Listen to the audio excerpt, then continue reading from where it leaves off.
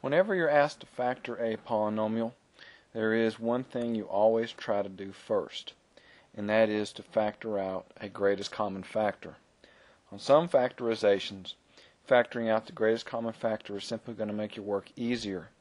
In other situations, if you do not factor out the greatest common factor, it will be nearly impossible to factor the polynomial. Now, before we talk about how to factor out a greatest common factor, we need to figure out how to find out what the greatest common factor is. And we're going to start off doing this with just a couple of real numbers. Let's say we wanted to find the GCF, which is the abbreviation we'll use for greatest common factor, for a 20 and a 24. Now, to find this GCF, we're going to need to find the prime factorization for these two numbers. And we'll start with the 20. Now, to find the prime factorization, we're just going to build a factor tree, which means we need to say, okay, what do we multiply to get 20? And you can start out any way you want. 2 times 10, 5 times 4, etc. I'm just going to start off with 5 times 4. As soon as you hit a prime number, like with this 5, it's going to just keep coming on down. The 4 can be broken down further. 4 can be broken down into 2 times 2.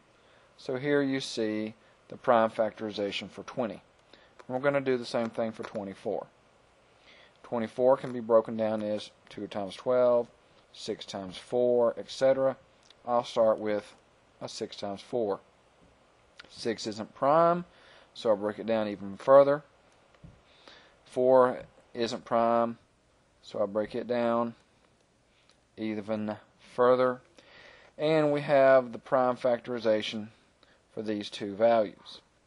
Now the GCF is going to consist of all prime factors common to both.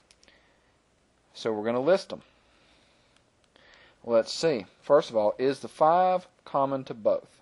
The 5 is here, but does not appear over here, so the GCF will not contain a 5. Is a pair of 2's common to both? I've got a pair of 2's right here. I've got a pair of 2's right there. So a pair of 2's will be contained in the GCF. And I move on. Is the 3 common to both? No. There's no 3 over here, so I won't use it. Now over here originally we had 3 of these 2's, but we've already seen the most we can use is a pair. So our GCF for a 20 and a 24 is simply 4. And by GCF what we mean is that 4 is the largest number that will divide out of both 20 and 24. Certainly not the only thing that will divide out, but it is the largest, and that's what we're looking for. Now let's look at another value. Let's find another GCF. Alright, let's find the GCF for a 45 and a 27. A 45 will break down. There's more than one way, but I'm going to start off with 9 times 5. 9 can be broken down as a 3, and another 5. 27 can be broken down as a 3 times a 9, which is a 3 with an additional pair of 3's breaking down from the 9. And again, the GCF contains only what is common to both. Let's start over here on this other side because just to show it doesn't matter which order we go. 27 has 3 of these 3's. The 45 doesn't have 3. It does have a pair, which the 45 also has. Here we see a pair. Here we see a pair. That is the most that both can give, so that is all we can take. Over here we see a 5. It's not common to both. So the GCF for these two numbers is going to be a 9. And again, what that means is 9 is the largest value that can divide out of both of these. Alright, let's try one more example with a slightly larger pair of numbers. Let's find the greatest common factor for a 72 and a 140. Starting off with the 72, breaking it down any way I can. I'm just going to go for 36 times 2. And if you chose to break it down separately, it wouldn't matter. The 36, break it down any way you want. I'm going to go with the 6 times 6, and the 2 is prime. The 6 is a 3 and a 2, as well as the other 6 being a 3 and a 2, and then the 2 that we brought down from above. Let's organize this a little bit better. What we have is a 3 times a 3 times 1, 2, 3 of these 2's. Now for the 140, it can break down as 14 times 10, which is a 7 times a 2, and a 5 times a 2. Again, organizing this a little bit better, this is a 7 times a 5 times a pair of these 2's. And again, the GCF is that is common to both. Do I have a pair of 3's in both? No, can't use it. Do I have 3 2's? No, I don't. Do I have a pair of 2's? Well, that I have. So a pair of 2's is what I have so far. Do I have a 7 in both? No. Do I have a 5 in both? No. Even though those numbers are fairly large, as it turns out, the only thing common to both is a 4. So that's how we find a GCF for a couple of numbers. Now let's do some examples with variables. Let's find the GCF for a y cubed, a y to the 5th, and a y to the 7th. And actually, you may find that the variables are the easiest to deal with. For the GCF for these three, you really don't need to write them down, factor them out, or anything like that. You always go with the absolute lowest power. So y to the 3rd is the GCF for those three. All right, let's try this again. Let's find the GCF for a 3x, a 6x to the 5th, and a 9x cubed. Alright, we'll deal with the constants first.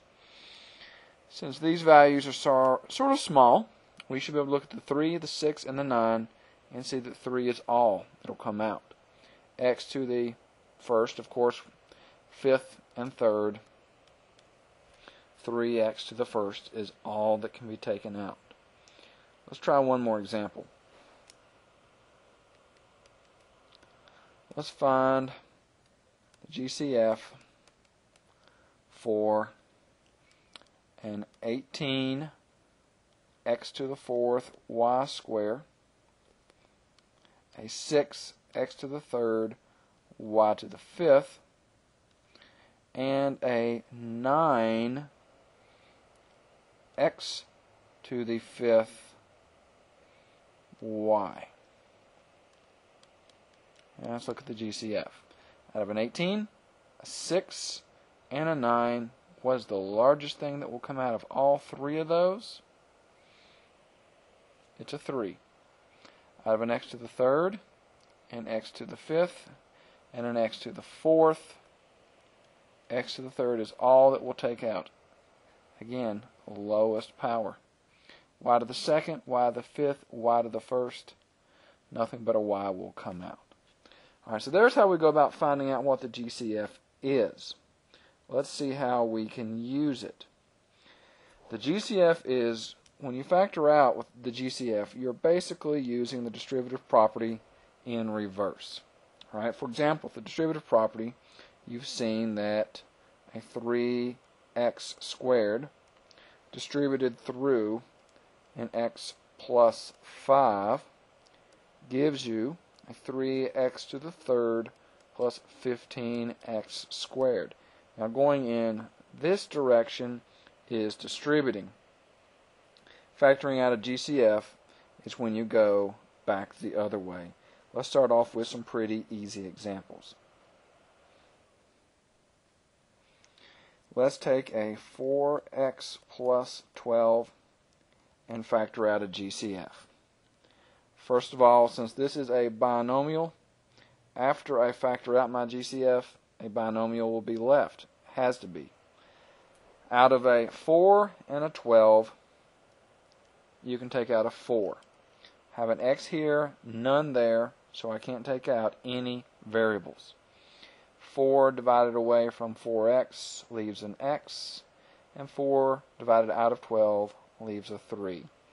So there we've written a factorization, and we did it using a GCF. Let's try that again. Let's take a 3t squared minus a 10t. Again, this is a binomial, so that's exactly what I'll end up with. Out of 3 and 10, you can't take anything out. No GCF on those constants. But on the t squared and the t, you can pull out a t. That, once it's divided out, is going to leave a 3t minus 10. And again, to check your answer, you can always distribute. T distributed back through would give you a 3t squared minus 10t. So it's easy to check your answer just by distributing, and you know that you factored correctly. Now let's work with some higher powers on our variables. Let's take a 27 y to the 15th minus a 9y cubed. Alright, as far as the constants are concerned, what will come out? Well, a 9 comes out of both 27 and 9. Out of a y to the 15th and a y to the 3rd, y to the 3rd is the most that can be taken out. And remember, we started with a binomial, so I have to have one here when I finished. 27 divide out 9 leaves a 3. Y to the 15th, take out a y to the 3rd, leaves a y to the 12th. We're subtracting exponents here, notice. A minus sign in the middle. And notice that the GCF is identical to this second term. So that means when I divide it out, only a 1 is left behind. Now let's work with some GCFs for some slightly larger and longer polynomials. Let's look at 9x squared plus an 18x plus 3. Starting with the trinomial, so I have to end with 1 right here. Out of 9 and 18 and 3, the best you can do is take out a 3. Out of an x squared and x, and no x's over here. Since there are no x's here, that means none of the x's can come out front. 9 divided by 3 will leave behind a 3x squared. 18 divided by 3 will leave behind a 6x, and 3 divided by 3 has to leave behind a 1. Again, I started with a trinomial. That's what I have to have. So here is your factorization. Let's move on to more than one variable at a time. Let's look at an 8x squared y plus a 12xy squared plus a 4xy. Let's see what will come out. Out of 8 and 12 and 4, a 4 will come out. Out of an x squared, an x, and an x, only a single x will come out. Y squared and y, a y will come out. Again, I start with the trinomial. I have to have one here inside the parentheses once the GCF is out. 8 divided by 4 will leave behind a 2. X squared divided by x will leave behind an x, and the y is completely out. 12 divided out of 4 would leave a 3. X divides all the way out. You're left with a y. And then again, 4xy divided by 4xy leaves a 1 behind. Let's do one more with multiple or more than one variable. Let's look at a 40x a cubed b squared plus a 36 a square c minus a 12ab cubed. Okay, let's see what will come out. Out of 40 and 36 and 12, what's the largest value that can come out? Now, these are the largest constants we've worked with so far, so we need to figure what's the most that will come out. I believe it's going to be a 4. Out of an a cubed, an a square, and a solitary a, the most we can take out is an a. Out of a b square, and there are no b's here, so I can stop. That tells me I can't take out any b's. And also c is only mentioned here, so I can't take out any c's. So 4a is the most that will come out. 40 divide out 4 leaves a 10. A cubed b squared divide out nothing but an a leaves an a square b square. 36 divided by 4 is a 9. A squared divided by a is an a, and the c remains in.